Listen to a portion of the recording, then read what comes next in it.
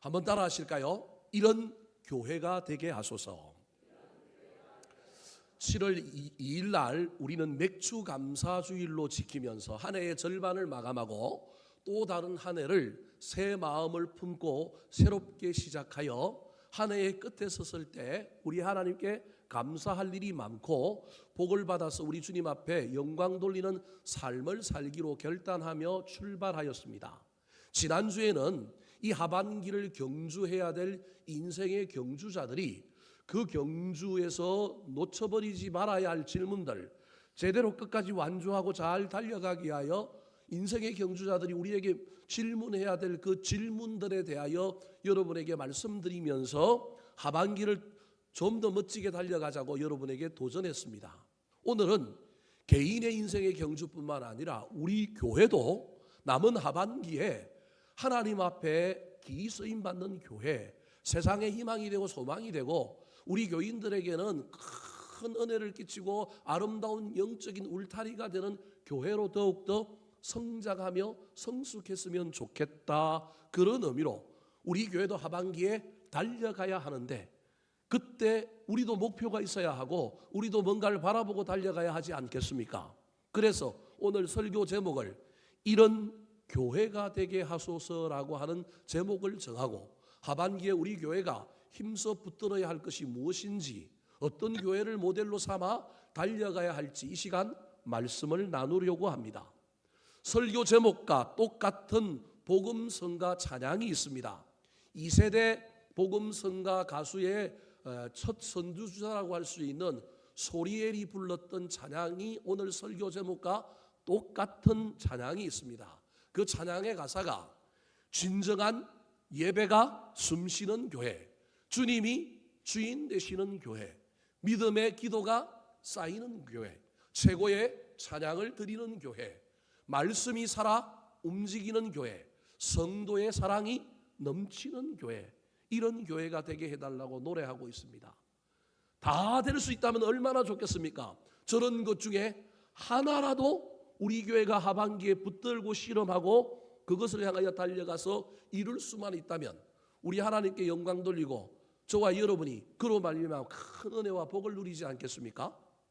더 나아가서 가사를 살펴보면 섬김과 헌신이 기쁨이 되어 열매 맺는 아름다운 교회, 주님의 마음 닮아서 이웃을 사랑하는 교회, 주님의 영광을 위해서 빛 대신 주님을 전하는 교회, 사랑의 불꽃이 활짝 피어나 날마다 사랑에 빠지는 교회, 주께서 사랑하는 우리 덕양중앙교회가 이런 교회가 되게 하소서.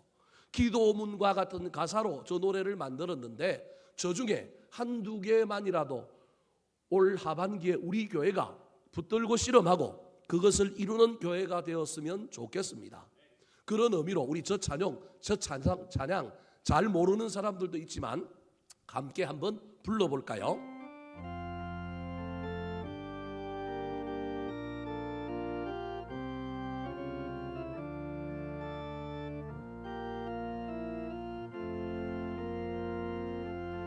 진정한 예배가 숨쉬는 교회, 주님이 주인 되시는 교회, 믿음의 기도가 쌓이는 교회, 최고의 찬양을 드리는 교회, 말씀이 살아 움직이는 교회, 성도의 사랑이 넘치는 교회, 섬김과 헌신이 기쁨이 되어 열매 맺는 아름다운 교회, 주님의 마음 닮아서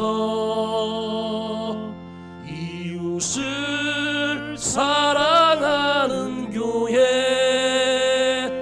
주님의 영광을 위해서 빛 대신 주 주님 전하는 교회 사랑의 불꽃이 활짝 피어나 날마다 사랑에 빠지는 교회 주께서 사랑하는 우리 교회가 이런 교회 되게 한 번 더 진정한 예배가 숨쉬는 교회 주님이 주인 되시는 교회 믿음의 기도가 쌓이는 교회 최고의 찬양을 드리는 교회 말씀이 살아 움직이는 교회 성도의 사랑이 넘치는 교회 섬김과 헌신이 기쁨이 되어 열매 맺는 아름다운 교회 주님의 마음 닮아서 이웃을 사랑하는 교회 주님의 영광을 위해서 빛 대신 주님 전하는 교회 사랑의 불꽃이 활짝 피어나 날마다 사랑에 빠지는 교회 주께서 사랑하는 우리 교회가 이런 교회 되게 주님의 마음 닮아서 주님의 마음 닮아서 이웃을 사랑하는 교회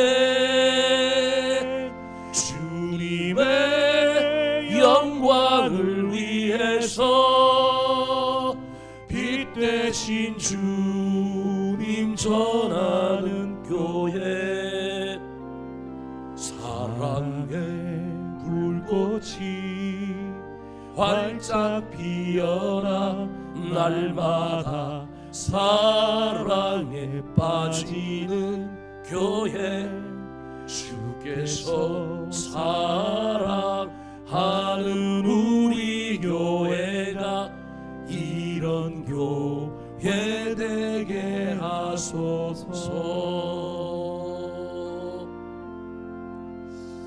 지금까지 잘 달려왔지만 우리 교회가 하반기에 또 앞으로 남은 날들에 더 잘 달려가서 정말로 이 가사에 나오는 내용처럼 우리 교회가 다는 이루지 못해도 한 걸음씩 한 걸음씩 무언가를 붙들고 실험하고 또 이루며 나아가는 아름다운 교회가 되기를 소망합니다. 오늘 본문 말씀은 이런 차원에서 우리 교회가 모델로 삼고 본을 받아야 될 한 교회를 소개하고 있습니다. 그 교회가 바로 데살로니가라고 하는 교회입니다. 데살로니가라고 하는 도시에 세워졌던 이 교회는 큰 교회도 아니고 전통이 오래된 교회도 아닌 예수를 간 믿은 사람들이 모여있던 정말로 어린 교회였습니다. 사도 바울이 선교 여행을 떠나서 머물러면서 설립한 교회인데 약 한 달 정도 머물러고 떠나고 난 다음에 자기들끼리 교회를 이루어서 성장했는데 이 교회가 떠난 사도 바울에게 엄청난 좋은 소식을 전해주는 거예요. 좋은 소문이 나는 거예요. 주변에 있는 모든 교회들에게 본이 되는 교회라서 설립자 입장에서 너무 기쁜 거예요. 이 데살로니가 교회가 어떻게 만들어졌는지를 사도행전 17장 1절과 2절에 이렇게 설명하고 있습니다. 같이 한번 읽어볼까요? 시작. 그들이 안빌볼리와 아볼로니아로 다녀간 데살로니가에 이르니 거기 유대인의 희단이 있는지라. 바울이 자기의 관례대로 그들에게로 들어가서 새 안식일에 성경을 가지고 강론하며 새 안식일에 성경을 가지고 강론한 일, 이게 사도 바울이 한 일이에요. 새 안식일이니까 37, 21일이잖아요. 근데 안식일 기준으로 하면 앞으로도 날이 있고 뒤에도 날이 있으니까 합치면 약 한 달 정도 머물렀던 교회.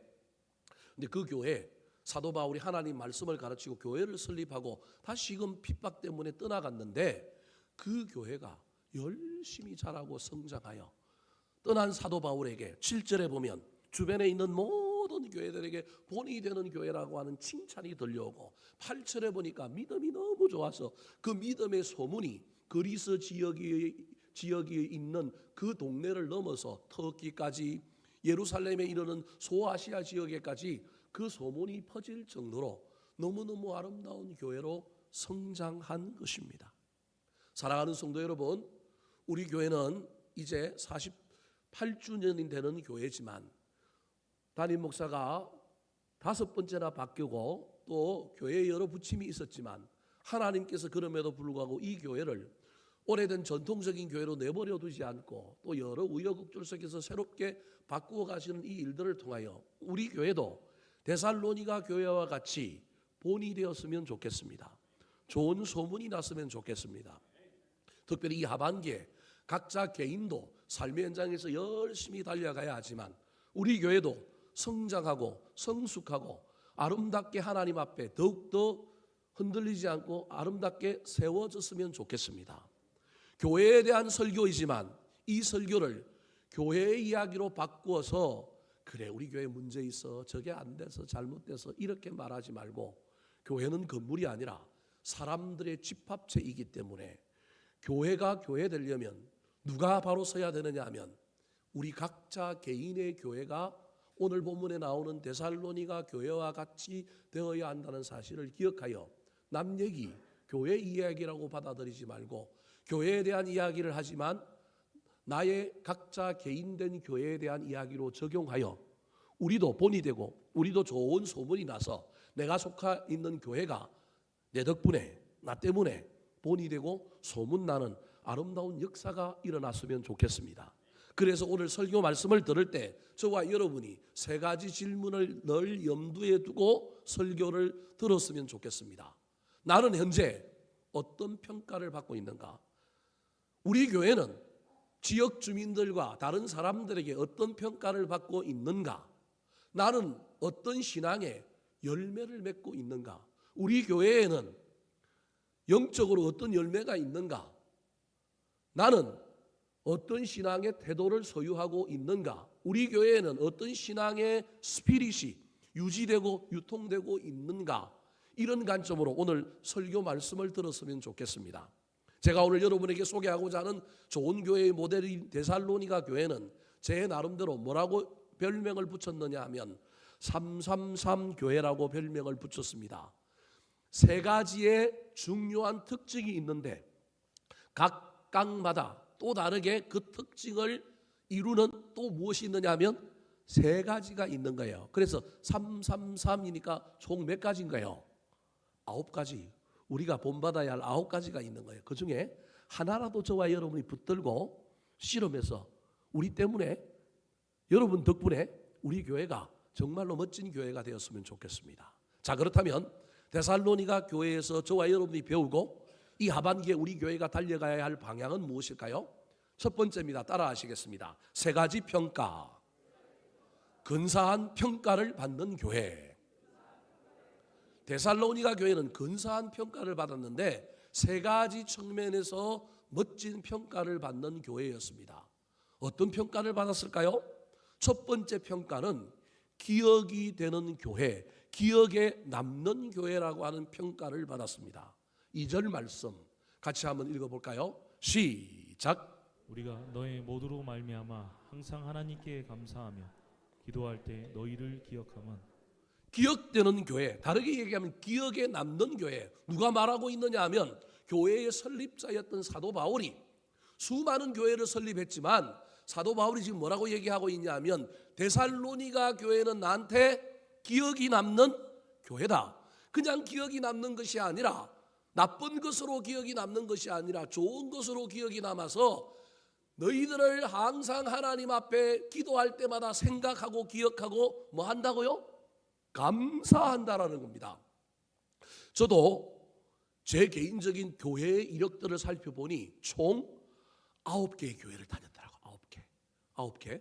제가 여러분에게, 여러분 잘 모르겠지만 제가 다녔던 교회를 한번 소개를 해볼게요. 경상남도 통영시에서 배 타고 들어가면 한산도라고 하는 섬이 있는데 한 70호의 마을이 모여있는 창동이라고 하는 이순신 장군이 전쟁하기 위하여 창고를 만들었던 동네, 창동이라고 하는 동네에서 제가 창동교회를 다녔습니다.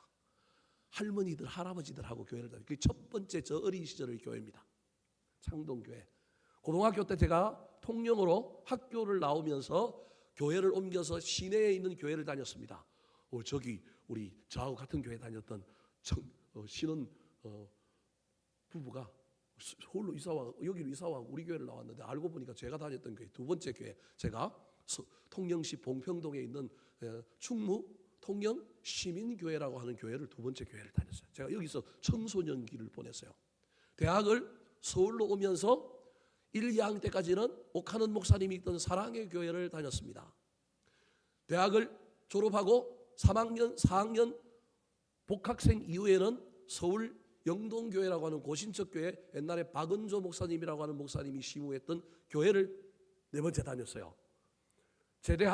졸업하고 직장 생활하면서는 어디를 다녔느냐 하면 김동호 목사님이 시무했던 동안교회를 다녀서 거기서 제가 제 아내를 낚았습니다. 그리고 난 다음에 제가 이제 신학교를 가면서 다시금 전도사 생활을 시작했는데 우리 이완희 집사님, 오늘 나영주 이런 친구들과 함께 제가 저 봉천동에서 하늘을 모시고 사는 봉천동, 밭들 봉자에 하늘 천자, 이단도 많고 그런 아주 그 교회에서 제가 우리 이한희 집사님, 정옥수 집사님 이런 사람들하고 청년부 전도사를 하면서 제가 6번째 다녔던 교회가 남문교회입니다. 7번째 교회가 제가 전도사 시절에 그 교회에서 옮겨서 저 면목동 사가정에 면목시장 앞에 교회가 있는데 동일교회라고 하는 교회를 다녔어요. 그리고 난 다음에 다시금 일산으로 점프하여 거룩한빛 강선교회라고 하는 교회를 부목사 생활을 합니다. 그리고 9번째 드디어 제가 담임을 나왔는데 어디를 나왔느냐 하면 대덕양 중앙교회에 제가 담임을 나와서 9번째 교회를 다니고 있는 거예요. 여러분 각자도 아마 손꼽아 보면 교회의 이력들이 많을 거예요. 그런데 9개 교회가 다 기억에 남지만 여러분 죄송합니다만 어쩔 수 없이 손을 꼽으라고 하면 몇 개 교회를 꼽히는 거예요. 이게 우리 인간이 어쩔 수 없어요. 연약해서. 내가 다녔던 교회가 9개지만 기억 남는 교회, 여기 남문교회 다녔던 친구들에게 남문교회 기억 안 난다고 얼마나 섭섭하겠어요. 그래서 말을 할 수는 없어요. 기억 남는 교회 꼽아라 그러면 제가 꼽을 수 있다니까요. 그래서 우리 교회도 수많은 교회의 이력을 가지고 온 사람들이 신앙생활을 하면서도 덕양중앙교회를 다니고 있는데 뭐라고 얘기하냐면 우리 교회에서는 안 그랬는데 왜 이 교회에서는 그러느냐 그래요. 그럼 우리 교회는 어떤 교회예요? 저 다른 교회예요. 자기가 옛날에 다녔던 교회. 이 교회는 자기 교회인데도 뭐라고 불러요? 이 교회는 왜 그러냐는 거예요. 여러분 그렇게 하면 안 되지만 그 사람의 머릿속에 제일 기억에 남는 교회는 현재 이 교회가 아니고 어떤 교회라는 거예요. 옛날 자기가 다녔던 어떤 교회, 은혜를 만땅 받았고 기억이 참 많은 교회가 있는 거예요. 그래서 그 사람을 뭐라고 그럴 수는 없지만 그럼에도 불구하고 그런 표현을 쓸 때는 잘 써야 됩니다. 현재 다니고 있는 교회가 내 교회고 내가 최고로 기억 남는 교회가 되어야 되는 거예요. 그래서 제가 지금 오늘 설교하고 있는 그런 교회를 한번 만들어 보자고. 내 인생에 우리 교회가 기억에 남는 교회를 한번 만들어 봐야 하지 않겠습니까? 다니고 있는 교회는 기억에 안 남고 맨날 다녔던 교회 가운데 그 교회가 좋았는데 거기가 좋았는데 왕년에 좋았는데 이러면 현재 신앙생활은 어떻다는 거예요? 문제가 있는 거 아니겠어요? 인간이니까 그럴 수밖에 없지만 저와 여러분이 현재 교회를 무슨 교회로 만들어야 된다고요? 기억에 남는 교회. 내 기억뿐만 아니라 다른 사람들도 기억하는 교회. 사랑하는 성도 여러분, 우리 교회가 여러분의 인생에 기억에 남았으면 좋겠습니다. 뿐만 아니라 수많은 사람들이 우리 교회를 잊혀진 교회로 여기는 것이 아니라 세계의 뭐 크기 때문에 뭐 기억되고 이런 것이 아니라 정말로 간접적으로 경험을 했는데, 경험 못하는 사람은 기억을 못하겠죠. 경험하고 만나지고 들어오고 한 번만이라도 접촉했다고 그러면 우리 교회가 영적으로 정말로 기억되는 교회가 된다면 하나님 기뻐하지 않겠습니까? 그런 교회에서 저와 여러분이 신앙생활 한다면 우리가 멋진 신앙인, 하나님께 영광 돌리는 신앙생활을 할 수 있지 않겠습니까? 데살로니가 교회는 사도 바울에게 어떤 교회였냐 하면 기억되는 교회, 기억이 남는 교회. 그것도 나쁜 기억이 아니라 어떤 기억이라고요? 감사하며 기도할 수 있는 교회. 떠나왔지만 기억만 되는 것이 아니라 여전히 뭐 하는 교회? 기도하고 있는 교회. 여러분, 우리 교회가 그런 교회가 되었으면 좋겠습니다. 또 다르게 데살로니가 교회는 어떤 평가를 받았느냐 하면 두 번째로는 본이 되는 교회로 평가받았습니다. 7절 말씀 같이 한번 읽어볼까요? 시작. 그러므로 너희가 마게도냐와 아가야에 있는 모든 믿는 자의 본이 되었느니라. 마게도냐와 아가야는 그리스라고 하는 나라의 지역을 얘기합니다. 북부 지역을 마게도냐, 남쪽 지역을 아가야라고 불렀습니다. 그러니까 그리스 반도 전체에 데살로니가라고 하는 도시에 있는 이 교회가 남북으로 다 좋은 교회라고 하는 소문이 나서 모든 교회들이 저 교회에 따라하면 된다, 저 교회처럼 되어보자, 본이 되었다라는 겁니다. 우리 교회가 본이 되었으면 좋겠습니다. 저와 여러분이 교회 안에서 다른 사람에게 저렇게 살면 안 돼, 저건 문제야, 그게 아니라 나 저 사람 따라 한번 살아볼래, 야 저 사람 대단하다, 본이 되는 교인들이 되어야 하지 않겠습니까? 그런데요, 본이 된다는 것은 가만히 있는다고 되는 게 아닙니다.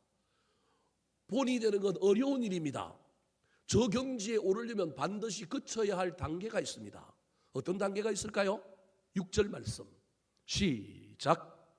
너희는 많은 환난 가운데서 성령의 기쁨으로 말씀으로 받아 우리와 주를 본받은 자가 되었으니.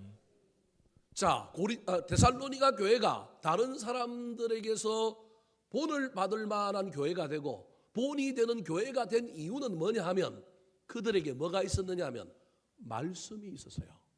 그들에게 성령이 있었어요. 성령의 기쁨으로 뭘 받았다고요? 말씀을 받았는데 그들의 상황이 어떤 상황이라고요? 환난도 그냥 환난이 아니라 무슨 환난이라고요?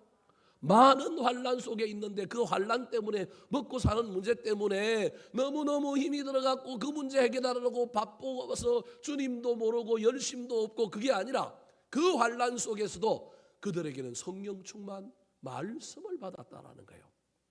말씀이 환난도 이기게 할 뿐만 아니라 그들의 신앙을 성장시켜서 그들이 그 많은 환난 가운데서 말씀 붙들고 실험할 뿐만 아니라 누구를 본받았느냐 하면 우리와 주를 본받은 자가 됨으로 나중에 사람들이 우리를 본받으려고 했다, 그런 말입니다.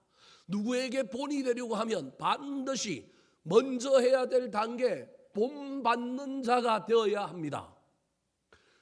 한국교회의 제일 큰 문제는, 기분 나쁘게 듣지 마십시오, 한국교회의 제일 큰 문제는 한국교회가 초창기 열정과 열심을 잃어버리고 교회가 성장하고 부흥하면서 예수를 믿는 사람들이 시간의 관계 속에 너무너무 오래 예수를 믿고 교회 안에 연조가 들어가니까 한국의 동양의 문화 속에서 어쩔 수 없이 연차를 존중하여 인정해 주다 보니까 교회 안에 무슨 문화가 생겼느냐 하면 내면이 준비되지도 않고 하나님을 만난 깊이 있는 영적인 것도 없는데도 불구하고 리더가 되었기 때문에 그 리더된 사람들이 하나님의 복음을, 교회를 온전히 전수하지 못하는 문제가 생겼습니다. 직분은 교회 오래 다니고 연차가 되면 주는 게 맞습니다. 그러나 사역과 관련하여 리더는 교회 오래 다녔다고 직분 받았다고 시키면 안 됩니다. 누구를 시켜야 되느냐 하면 따라본 경험이 있는 사람을, 그 다음에 뭘 시켜야 할까요? 리더를 시켜야 합니다. 리더가 되기 전에 뭐가 되어야 되느냐 하면 팔로우, 따르는 경험이 있어야 됩니다. 이게 제자도예요. 남의 밑에서 목장 모임도 해보고 남의 밑에서 뭐도 해보고 밑에서 따르고 배우고 이 과정, 수습의 과정을 배워야만이 그 다음에 그 사람이 뭐가 되어야 되느냐 하면 목자가 돼야만이 그걸 온전히 이끌 수 있고 스피릿이 통할 수 있는 거예요. 간혹 개척한 목사가 전도사 때부터 개척을 하여 큰 교회를 이룬 목사들도 있지만 대체로 목회 잘하는 목사들은 부목사 시대에 잘 배운 사람들이 대체로 합니다. 부목사 경험도 없이 개척하여 큰 교회를 이룬 사람도 알고 보면 다른 데 가서 그 사람이 또 뭐였을 가능성이 있느냐 하면 우리는 잘 모르지만 배웠을 가능성이 있습니다. 그래서 이 배움의 과정, 따르는 과정이 없이 갑자기 뭘 한다는 건 어렵습니다. 재벌 2세들 중에 밑에서부터 시작하거나 외국에 가서 뭘 보고 온 거나 잘 배우지 않고 갑자기 아버지 덕 믿고 갑자기 사장이 되고 뭐가 됐는데 정세가 변하고 시대가 변하고 막 새로운 시대의 먹거리를 찾아야 할 때 그냥 자리만 보존하고 있다가 그룹 말아먹는 경우들이 허다합니다. 그래서 반드시 뭐 해야 되느냐 하면 본이 되려고 하면 먼저 어떤 사람이 되어야 된다고요? 본받는 자가 되어야 합니다. 오늘 보면 저 2절에 우리와 주를 본받은 자가 되었다 그렇게 말합니다. 저기에 또 다른 비밀 하나가 있는데 그것이 뭐냐 하면 주님만 본받으면 안 되고 누굴 본받아야 된다고요? 우리는 뭐냐 하면 사도 바울과 그의 일행들을 갈라디아 교인들이 본받았다라는 거예요. 하나님도 영적으로 본받아야 되지만 인간은 유한한 존재이기 때문에 반드시 사람 모델이 있어야 돼요. 내가 판단해서 저 사람은 사람 모델이 된다 안 된다, 여러분 그 교만한 생각이에요. 내 앞에 있는 사람이면 다 나쁜 점은 빼고 뭐는 본받으려고 하면 돼요. 좋은 점은 본받으려고 하면 돼요. 내가 하나님이 저 사람은 나의 본받을 사람인데 교회 안에 본받을 사람 한 사람도 없어. 그 말하는 사람은 그 사람이 교만한 사람일 가능성이 많습니다. 여기에 눈을 열어 조금만 보면요, 교회 안에 본받을 사람이 한 사람도 없지만 어떤 사람에게 본받을 게 없는 90%가 있다 할지라도 본받아야 될 몇 프로가 있을까요? 10%가 있다니까요. 여러분 그 10%를 본받아야 된다니까요. 본이 되고 싶습니까? 본받는 자가 되시기 바랍니다. 하나님을 본받고 주를 본받으시기 바랍니다. 그래서 사도 바울이 고린도 교회를 향하여 내가 하나님을 본받은 같이 너희는 누굴 본받으라고요? 야, 이거 2단 3단이 할 얘기란 말이에요. 그 이야기를 그렇게 할 수가 없단 말이에요. 그런데 너희가 나를 본받으면 너희 눈에 보이지 않는 하나님 본받을 수 있게 된다, 그렇게 말한 거라는 거예요.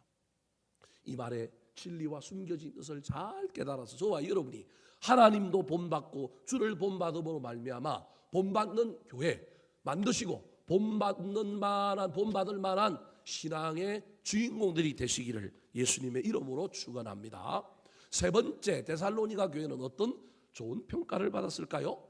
소문이 좋은 교회였습니다. 8절 말씀 시작. 주의 말씀이 너에게로부터 마게도냐와 아가야에게만 들릴 뿐 아니라 하나님을 향하는 너희 믿음의 소문이 각처에 퍼졌으므로 우리는 아무 말 할 것이 없노라. 소문이 퍼진 교회였습니다. 다르게 얘기하면 소문이 좋은 교회입니다. 음식점이 좋은 소문이 나면 산속에 있어도 사람들이 차 타고 어떻게 해요? 갑니다. 제가 초창기에 일산에 왔는데 신방만 가면 저를 데리고 어디로 가느냐 하면 교인들이 저 심악산 산자락에 있는 한정식 집을 가는 거예요. 제가 그 집에 가서 밥을 너무 많이 먹었고 질려버렸어요. 산들레라고 하는 한정식인데 산 속에 있는데 그때 당시 저 운정에 집도 별로 없었어요. 예? 집이라고 아파트라고 하는 건 자유로 아이파크하고 뭐 그다음에 뭐 벽산하고 뭐 아파트 뭐 3개 정도 밖에 없었는데 거기에 그 산들레라고 하는 음식점에 어디서도 오느냐면 서울에서도 와요. 가서 봐보니까 사람이 버글버글해서 어디서 왔습니까 물어보니까 저 하남에서도 왔다 그러고 저기 왔다 그러는 거예요. 거기서 일산까지 밥 먹으러 오는 거예요. 뭐가 났기 때문에? 소문이 났기 때문에. 그래서 소문이 무서운 거예요. 그래서 장사하는 사람들이 좋은 소문 나도록 음식 아끼지 말고 잘 해줘야 되는 이유가 거기에 있는 거예요. 소문만 나면 되는 거예요. 이 소문이 안 나서 문제인 거예요. 제가 아는 목사 하나도 12년 동안 상가에서 70명, 60명 되고 꺼이꺼이 했는데 갑자기 어느 순간 소문이 나버리니까 그 교회가 3년 만에 커져갖고 지금은 몇 명 모이느냐 하면 3,000명 모입니다. 소문 한 방에 그냥 끝이 나는 거예요. 그러나 그 소문에 걸맞는 실체가 있으니까 그렇게 되는 것이겠죠. 중요한 건 실체가 만들어내는 소문이 있으면 되는 겁니다. 우리 덕양중앙교회가 좋은 소문이 나는 교회로 평가받았으면 좋겠습니다. 저와 여러분이 누군가가 우리에 대하여 물어볼 때 우리의 소문이 좋았으면 좋겠습니다. 목회자가 다른 교회 갈 때 그 교회에서 그 목회자를 모실 때 조사를 할까요, 안 할까요? 사돈의 팔촌 친구 다 해가지고 다 조사합니다. 조사해보면 목회자 소문 금방 들립니다. 이 바닥이 좁아가지고 어디서 뭘 했는지 어떻게 살았는지 금방 나옵니다. 그래도 교인들이 때로는 좀 연약함을 감추어 주려고 한국교회 교인들이 얼마나 애쓰는지 모릅니다. 그래서 저는 후배들이나 친구들 만날 때 아무리 마음에 안 맞고 아무리 수틀리고 아무리 담임 목사가 힘들어도 너 그 교회에 있는 동안에 끝까지 충성하고 정말로 소문 잘 만들고 가라. 열받는다고 들이받고 열받는다고 끝을 이상하게 내고 가지 마라. 그 당시는 네가 옳았을지 모르겠지만 그 이후에 너의 소문은 무조건 너를 따라다니게 될 것이다. 마무리를 잘 하도록 애를 쓰라. 그렇게 이야기합니다. 사랑하는 성도 여러분, 저와 여러분의 사회적인 평판은 어떻습니까? 우리는 다른 사람에게 우리 이름 석자 되면 어떤 연상이 떠오르고 어떤 평판을 받고 있습니까? 우리가 좋은 소문의 주인공이 되어서 우리 교회도 이 지역사회에 덕양중앙교회 잘 모르지만 괜찮은 교회다. 누가 교회 소개시켜달라고 그런다면 우리 교회를 소개시켜줄 수 있는 좋은 소문의 교회가 되기를 예수님의 이름으로 축원합니다. 두 번째, 데살로니가 교회는 어떤 교회였을까요? 우리가 본받아야 할 데살로니가 교회의 모습은 어떤 모습일까요? 따라 하시겠습니다. 세 가지 열매, 건강한 열매를 맺은 교회. 데살로니가 교회는 세 가지 좋은 평가를 받은 교회였습니다. 두 번째로 데살로니가 교회는 세 가지 열매가 있는 교회였습니다. 어떤 열매가 있었을까요?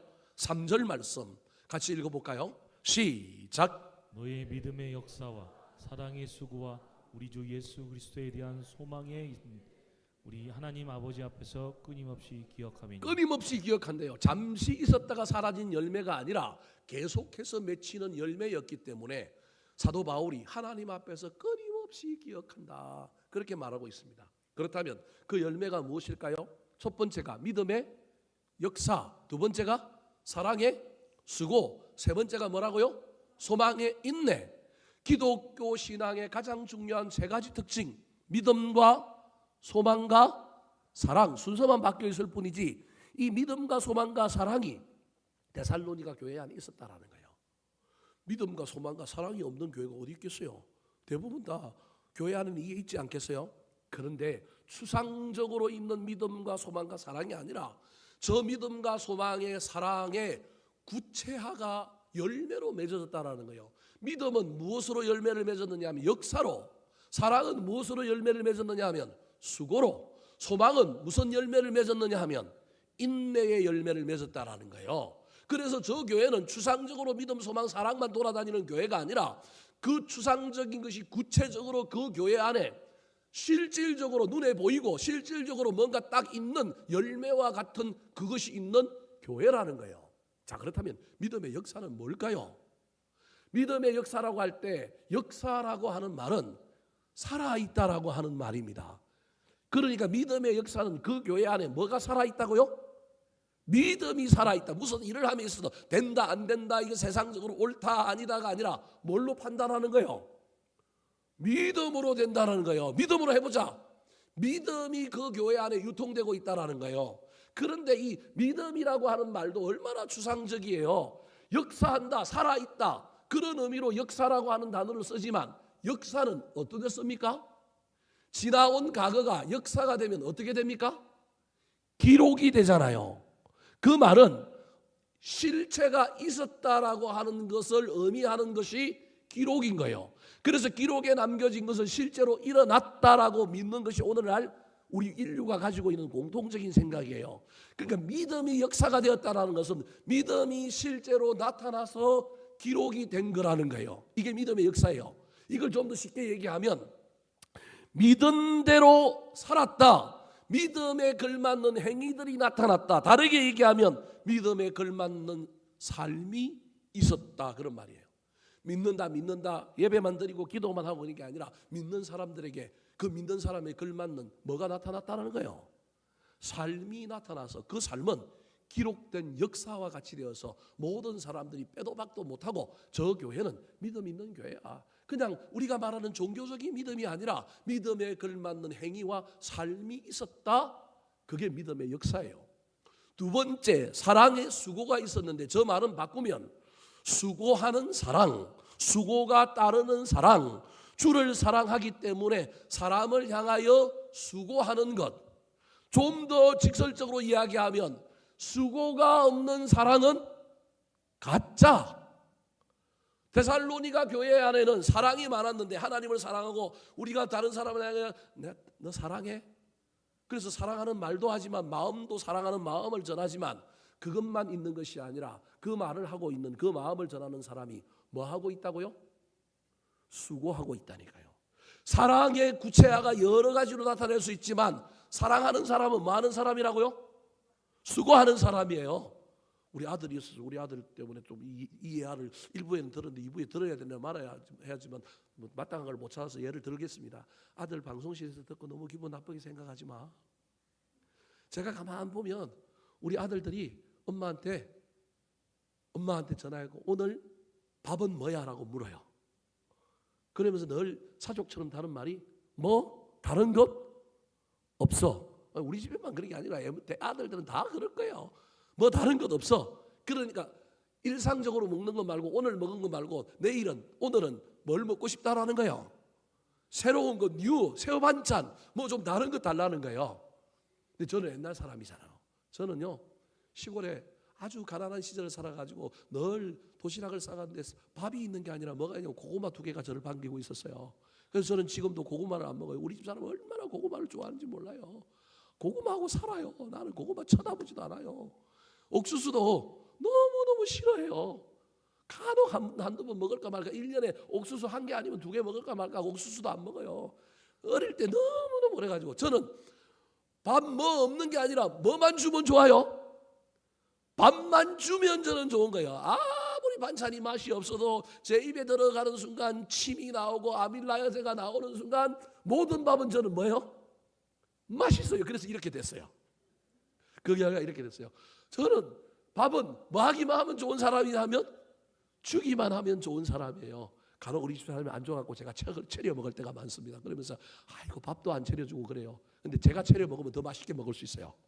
우리 집 사람이 차려주면 건강에 안 좋다고 뭘 안 주거든요. 근데 제가 차려 먹으면 막 다 꺼내가지고 그냥 비비고 섞고 해가지고 먹으면 얼마나 맛있는지 몰라요. 제가 제일 안타까워하는 것이 음식이 중간에 뭐 전대받다가 나중에 버려지는 거. 우리 집 사람은 늘 제일 좋은 음식을 먹는 게 자기 모토예요. 김치도 이거 꺼내 먹다가 조금 시들시들하면 또 어떤 김치를 꺼내요? 아니 주부가 이게 남았는데 이걸 끝까지 먹고 이 그릇을 비워야 되는데 무슨 김치를 꺼내 먹어요? 새 김치를 꺼내 먹어요. 그럼 저는 늘 뒤따라가면서 무슨 김치를 먹느냐 하면 남겨진 김치 먹는 사람이 저예요. 우리 집 사람이 저보고 바보라는 거예요. 자기는 늘 만난 거 먹고 나는 늘 뭐 먹는 거예요? 늘 이상한 거 먹는 거예요. 이게 바꿔보려고 하는데 안 되는 거예요. 저는 이게 촌놈이라서 어릴 때부터 막 음식 바닥에 떨어지면 내일은 뭐 해야 돼요? 주워 먹어야 돼요. 그래서 교인들하고 밥 먹다가 그 짓 할까 봐 제 아내가 늘 저를 쳐다보고 막 말려요. 그 근위가 없어진다고. 그런데 저는 본질적으로 음식은 떨어지기 전에 10초만 안 지나면 먹어도 된다. 이게 저의 신념이에요. 10초만 안 지나면 먹어도 되는 거예요. 여러분도 한번 저 따라 한번 해보세요. 안 죽어요. 그런 사람인데 저는 그냥 밥은 차려주기만 하면 좋은 거예요. 근데 제 아내가 나는 성질이 날 것 같아요. 저도 삼식이죠. 우리 아들들도 삼식이 이식이죠. 그러면 그렇다고 옛날 같으면 밥때가 딱 정해자고 밥때 밥 먹어 그러고 나머지는 네가 알아서 먹어 이런 시대인데 요즘은 어때요? 밥때가 다 어떻게 해요?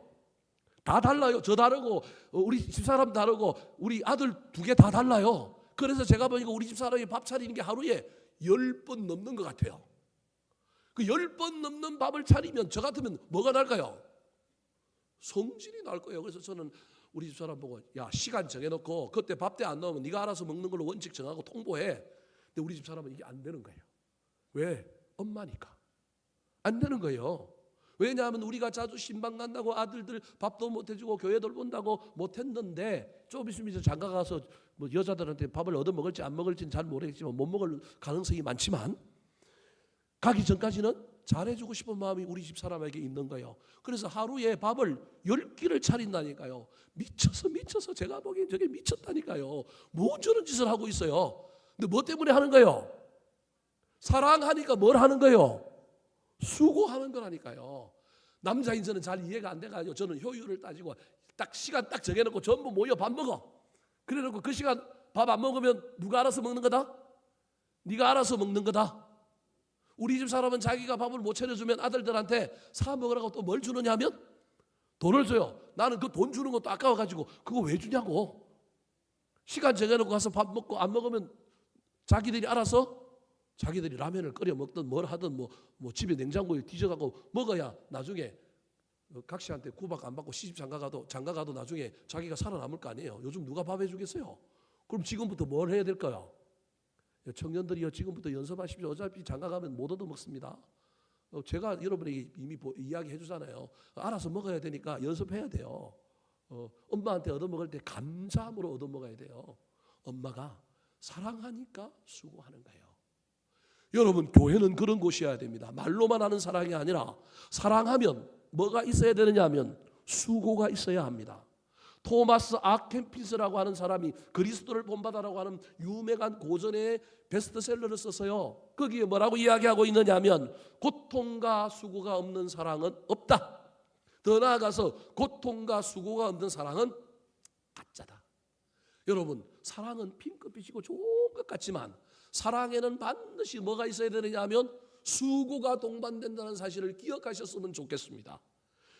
교회 안에 사랑은 수고가 있는 사랑이어야 합니다. 그 사랑이 어느 교회에 있었느냐 하면 데살로니가 교회에 있었습니다. 세 번째 있었던 것이 무엇입니까? 소망의 인내가 있었습니다. 믿음이 역사가 되게 삶으로 이루고 사랑함으로 수고하는 사람, 그런데 환난이 있어요. 그 환난 속에 이 인생의 문제를 기다리기 위하여 해결되기 위하여 그래도 하나님의 나타나심, 우리 하나님의 역사하심을 기다리는 것이 뭐예요? 소망이잖아요. 그래서 믿음이 없는 사람은 소망이 없어요. 소망이라고 하는 말에는 반드시 뭐가 전제되어 있느냐 하면 믿음이 전제가 되어 있는 거예요. 지금 현실은 녹록지 않고 어두운 밤이지만 새벽이 오고 우리 하나님이 하실 거라고 하는 것을 믿기 때문에 소망을 가지고 뭐 할 수 있는 거예요? 기다리는 거예요. 이 소망을 기다리게 하는 시작이 믿음이라고 한다면 이 소망을 완성하게 해주는 것이 뭐라고요? 인내예요. 그래서 베드로 사도가 여러 가지 덕에 대해서 이야기할 때 믿음 위에 뭘 더하고 하는데 나중에 믿음 위에 뭘 더하라 그러냐면 인내를 자, 믿음의 덕의 지혜를. 그런데 나중에 뭘 더하라 그러냐면 인내를 더하라 그럽니다. 소망의 시작이 믿음이라고 한다면 소망의 완성은 인내가 있어야 합니다. 사랑하는 성도 여러분, 현실을 넘어서서 상황을 넘어서서 인내해야만이 열매를 맺는데 데살로니가 교회는 낙심하지 않고 절망하지 않고 시기질투하지 않고 그 삶 속에서 믿음으로 기다리기 시작해서 마침내 인내함으로 소망의 열매를 맺었어요. 기도 응답의 열매를 맺고 역전과 반전이 되는 것을 경험함으로 말미암아 그 교회는 뭐가 있었느냐 하면 열매가 있었다는 거예요. 사랑하는 성도 여러분, 저와 여러분의 개인의 인생에 어떤 열매들이 있습니까? 열매가 맺혔으면 좋겠습니다. 우리 교회 안에 열매가 있어서 이 열매 때문에 예배하고 이 교회에서 신앙생활하는 모든 사람들이 그 열매를 먹고 배불렀으면 좋겠습니다. 그 열매 때문에 우리 교회가 풍성한 교회가 되기를 우리 구주 예수 그리스도의 이름으로 축원합니다. 마지막입니다. 데살로니가 교회에서 저와 여러분이 배우고 우리 각자의 신앙뿐만 아니라 우리 교회를 이 하반기에 어떻게 만들어 가야 할까요? 따라 하시겠습니다. 세 가지 태도. 신앙의 태도가 멋진 교회. 자, 저와 여러분이 좋은 평가를 받고 그래서 본이 되고 소문이 나고 기억되는 교회를 만들고 또 그 교회가 열매가 있어갖고 사랑의 열매를 맺고 믿음의 열매를 맺고 소망의 열매를 맺는 교회가 되는 일, 여러분 이게 갑자기 되는 일이하고 가만히 있는다고 되는 게 아니고요. 그러려면 그 밑에 가장 밑받침적으로 해야 될 신앙의 자세, 신앙의 태도가 있어야 돼요. 나무가 열매를 맺어서 열매 맺은 것 때문에 사람들에게 저 나무 멋진 나무다라고 하는 평가를 받으려고 하면 그냥 되는 일이 아니라 나무에 뭘 줘야 돼요? 거름을 주고 태비를 줘야 되고 뭘 줘야 돼요? 물을 줘야 되잖아요. 이게 신앙의 태도라는 거예요. 데살로니가 교회 교인들은 좋은 평가를 받고 좋은 열매를 맺기 전에 좋은 신앙의 태도를 가지고 있었어요. 자, 9절과 10절 말씀. 자, 먼저 9절입니다. 시작. 그들이 우리에 대하여 스스로 말하기를 우리가 어떻게 너희 가운데서 들어갔는지와 너희가 어떻게 우상을 버리고 하나님께로 돌아와서 살아계시고 참되신 하나님을 섬기는지와 10절 시작. 또 죽은 자들 가운데서 다시 살리신 그의 아들이 하늘로부터 강림하실 것을 너희가 어떻게 기다리는지를 말하니 이는 장래의 노하심에서 우리를 건지시는 예수시니라. 자, 10절을 그대로 주고요. 저게 무슨 얘기냐면 데살로니가 교회 교인들이 좋은 평가를 받았고 좋은 열매를 맺었는데 이들이 전도했다라는 거예요. 세상 사람들에게 복음을 전했는데, 그래서 저기 보니까 말하니라고 하는 말이 나오잖아요. 무슨 말을 했느냐 하면 이는 장래에 노하시면서 우리를 건지시는 누구라고요? 예수를 말했다라는 거예요. 이 데살로니가 교인들이 예수를 말하며 복음을 전했는데 그 예수를 말하는 이 이야기 속에 그들의 신앙의 태도가 녹아 있는 거예요. 그 예수가 우리를 위하여 어떻게 했고 우리가 그 때문에 무엇을 했는지를 설명하는 거예요. 그래서 저 9절과 10절에 나오는 중요한 동사 세 가지가 이들이 예수 그리스도를 전하면서 그렇게 복음을 전하면서 신앙생활을 했는데 복음을 전하는 예수 그리스도를 전하는 것도 중요하지만 그 전함에 있어서 그들이 가지고 있던 신앙에 견지하고 있는 태도가 그동안 그들을 열매 맺게 만들었고 그 열매 때문에 사람들에게 좋은 평가를 받아서 기억되는 교회, 본이 되는 교회, 소문이 되는 교회가 되었다는 거예요. 자, 그렇다면 그 견지하고 있던 신앙의 태도가 뭘까요? 세 가지 동사 9절 보여줄까요? 첫 번째가 따라하시겠습니다. 버리고. 뭘 버렸어요? 우상을 버리고. 그 다음에 두 번째 동사가 섬기다. 뭘 섬겼어요? 하나님을 섬겼어요. 10절. 그 다음에 뭐예요? 기다렸다. 누굴 기다려요? 하늘로부터 강림하실 아들 예수 그리스도를 기다렸다라는 거예요. 그러니까 여러분 그들의 신앙생활 속에 그들의 신앙생활은 자기들이 어떻게 신앙생활하고 예수 그리스도를 전하는데 그 전하는 이야기 속에 그들의 신앙생활이 녹아져 있는데 그들은 무슨 신앙생활을 하느냐? 버리는 신앙생활을 하는 거예요. 뭘 버려요? 우상을. 그들은 섬기는 신앙생활을 하는 거예요. 누굴 섬겨요? 하나님을 섬기니 사람도 섬길 거예요.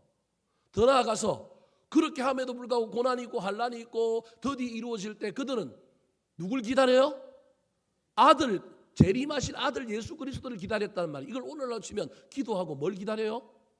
응답을 기다려요. 고난과 환난 가운데서 버리고 섬기며 살아갈 때 인생의 문제가 해결되지 않고 여전히 고난이 있을 때 그들은 머리는 하늘을 바라봤다라는 거예요.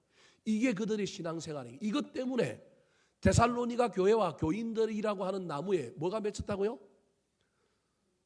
믿음의 역사, 사랑의 수고, 소망의 인대라고 하는 열매가 맺혔고 그 열매 때문에 주변의 사람들이 그들을 향하여 본받으려고 하고 소문이 퍼져가고 사도 바울은 그들을 뭐예요? 기억한다는 거예요. 그러므로 저와 여러분은 앞에 있는 두 가지, 제가 그거 강조 안 하려고 하는 게 그게 메인 메시지지만 저는 오늘 이 세 번째를 여러분에게 강조하려고 여기까지 사실은 온 거예요. 올 한 해 동안 우리 교회와 저와 여러분이 열심히 버렸으면 좋겠어요. 본질이 아닌 것, 좀 우상과 같은 것, 저와 여러분의 인생 가운데서 좀 버렸으면 좋겠어요. 제발. 뿐만 아니라 우리는 대접받으려고 하고 남들로부터 인정받으려고 하는 것보다 뭐 했으면 좋겠어요? 섬겼으면 좋겠어요. 여러분 제가 간혹 우리 장로님들에게나 제가 뭘 하다가 정기적인 여름 휴가가 아닐 때 제가 한 번씩 좀 쉬어야 되겠습니다. 그렇게 이야기하고 제가 떠나면요. 여러분 이렇게 이해하시면 돼요. 아, 우리 목사님이 참다가 감정의 소비가 너무 많아가지고 늘 아낌없이 주는 나무여야 되는데 어느 날 보니까 아낌없이 주는 나무가 아니라 나는 쇠파지게 이러고 있는데 왜 나는 아무도 안 알아줘? 왜 나한테는 이래? 나도 힘들어 죽겠는데 지들 힘들다고 전부 나한테 저렇게 하네? 아, 미치고 환장하겠네. 요럴 때 제가 더 있으면 실수할 것 같아서 더 있으면 나는 아낌없이 주는 나무로 사명이 목사로서 나는 베풀고 누가 울어도 누가 힘들게 해도 그들을 붙잡고 실험하고 격려해야 되는데 저도 인간이잖아요. 안 돼가지고 이게 임계치에 와가지고 막 나 힘들어 죽겠는데 지들 힘든 건 요만 것밖에 안 되는데 그걸 갖고 나한테 그래? 이런 마음이 찾아오면 저는 빨리 도망을 가야 돼요. 빨리 도피를 해야 돼요. 빨리 피정을 가야 돼. 빨리 가서 뭘 하고 와야 되느냐 하면 다 내려놓고 힘을 다시 얻어와야 또 뭐 할 수 있는 거예요. 저만 그런 게 아니라 모든 사람이 다 그러긴 한데 목회 일을 하다 보니 이게 너무 에너지를 쓰고 막 너무 힘들어요. 여러분들이 상상 못할 수많은 이야기와 수많은 속에서 이 감정을 소비하면서 그래도 목사니까 품어줘야 되고 칭찬해야 되고 받아줘야 되는데 그게 될 때도 있지만 뭐 할 때도 있어요. 안 될 때도 있다니까요. 그걸 제가 아는 거예요. 그러면 빨리 가서 어디 가서 묻어놓고 어디 가서 이거 털어버리고 와야 다시 뭘 얻어야 돼요? 힘을 얻어야 돼요. 여러분 제가 악용하지 않을게요. 걱정하지 마세요. 제가 막 놀기를 좋아하고 막 악용하려고 막 나 쉬러 갑니다. 나 힘듭니다. 그러지 않을 테니까 우리 목사님이 어디 간다 그러면요. 첫 번째 이 생각을 좀 해주시면 좋겠어요. 예? 제가 그렇다고 막 교회를 막 비우고 이런 사람도 아니잖아요. 이게 임계치에 차오르면요. 잘못하다가는요. 뭐 뚜껑이 열리고 18, 19이 올라가고 이게 평생 주고 살아야 되는데 줄 수 없을 때는 뭐 해야 돼요? 가야 되는 거예요. 그래서 또 다시 돌아와서 뭐 해야 되는 거예요? 또 얼굴 싹 바꾸고요. 마음 딱 새롭게 하고요. 또 뭐 해야 되는 거예요? 또 섬길 수 있는 거예요. 저만 그럴까요? 우리 다 그래요. 인간이 그렇다니까요. 비교하다가도 원망이 하다가도 또 싹 없애고 섬겨야 되는 거예요. 그때 뭐가 맺힌다고요? 열매가 맺히는 거예요. 그때 좋은 평가를 사람들과 하나님께 받게 되는 거예요. 사랑하는 성도 여러분, 버려야 할 것 버립시다. 이 연말까지 저와 여러분의 삶의 목표를 향하여 달려가는 일만 신경 쓰지 말고 무거운 짐을 벗어버려야 하지 않겠습니까? 우리 속에 있는 원망, 불평, 누구한테 시비 거는 건 나의 삶의 태도 여러분 벗어버려야 된다니까요. 우리 교회가 가지고 있는 본질적이지 않은 것들이 있으면 벗어버려야 된다니까요. 벗어버리는 게 힘들면 뭐 하면 되느냐면 섬기면 됩니다. 섬겼는데도 뭐가 잘 안 되고 뭐가 힘들 때마다 이건 인간의 영역 바뀌잖아요. 내 능력 바뀌잖아요. 그러면 어디를 봐야 돼요? 하늘을 봐야지요. 주님 당장 오셨으면 좋겠는데 안 오시니까 우리 주님께 기도하고 하늘을 바라보고 응답을 기다릴 때 그때 나도 모르는 사이에 나의 나무가 우리 교회의 나무가 여러분 믿음의 역사의 열매를 맺고 사랑의 수고의 열매를 맺고 소망의 인내의 열매를 맺어서 그 다음에 평가받는 일은 자연스러운 거예요. 사람들에게 기억되고 소문나고 본이 된다니까. 자꾸 거꾸로 하려고 하면 큰일 난다니까요. 우리 교회 좋은 본이 돼야지 좋은 소문이 나야지. 뭘 갖고 소문이 나겠어요. 밑에서부터 걸음을 안 주고 밑에서부터 뭘 안 하는데 어떻게 그런 일이 일어나요? 그건 가짜라니까. 말이 안 된다니까요. 그래서 저와 여러분이 일 한 해 동안 우리 교회도 마찬가지지만 각 개인이 버려야 할 것들 주님 앞에 물어보고 잘 버렸으면 좋겠습니다. 저도 버리고 나가도록 애를 쓰겠습니다. 할 수만 있다면 끓어오르는 마음 열리는 뚜껑들을 다시금 잘 식히고 마음을 다시 잘 가다듬어갖고 어떻게 해야 될까요? 섬겨야죠. 섬기다가 성질이 나고 왜 나만 이렇게 해야 되냐고 막 이런 마음이 들 때 또 어디 가서 좀 용광로에 가서 잘 녹이시고요. 어디 가서 좀 잘 씻겨갖고 와가지고 또 뭐 하자고요? 섬겼으면 좋겠습니다. 그러고도 안 되면 하늘을 향하여 기도하고 하늘을 바라보고 하나님의 응답을 기다림으로 말미암아 교회도 저와 여러분도 우리 주님 앞에 영광 돌리고 칭찬받게 되기를 예수님의 이름으로 축원합니다. 한번 따라 하실까요? 이런 교회가 되게 하소서.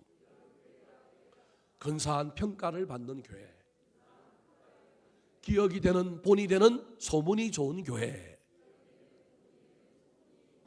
건강한 열매가 있는 교회, 믿음의 역사, 사랑의 수고, 소망의 인내, 신앙의 태도가 멋진 교회, 버리고 섬기고 기다리는 신앙의 삶,